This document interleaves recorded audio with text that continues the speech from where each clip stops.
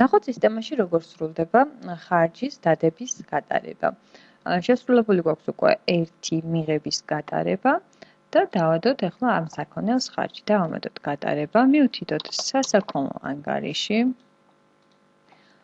და ვნახოთ ამ ანგარიშზე მდგომარეობა, რა გვაქვს ნაშთი და რა არის ერთეულის ღირებულება. ანგარიშის ნაშთები გამოვა ესეთი ეკრანი, სადაც არის მითითებული თანხა, რა თანხის საქონელი გვაქვს, რა რაოდენობა და რა არის ერთეულის ფასი. ერთეულის ფასი არის 10 ლარი. დავხუროთ ეკრანი.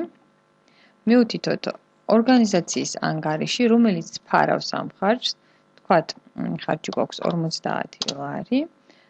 გავასწოროთ დისბალანსი და დავიმახსოვროთ ხარჯის დადების გატარება. შევასრულოთ ამ საქონლის ჩამოწერის გატარება და ვნახოთ რა ღირებულებით ჩამოგვიწერს სისტემა საქონელს. მივთითოთ თარიღი, ანგარიში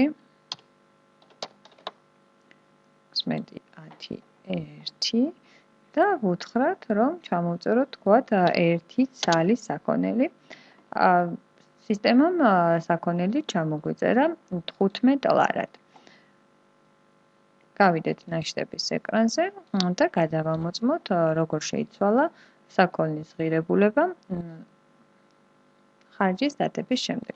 როგორც ვნახეთ, ხარჯის დადებამდე ამ საქონლის ღირებულება ერთეულის ფასი იყო 10 ლარი, ახლა არის 15 ლარი. დავხუროთ ეკრანი, გავასწოროთ დისბალანსი და დავიმახსოვროთ გატარება.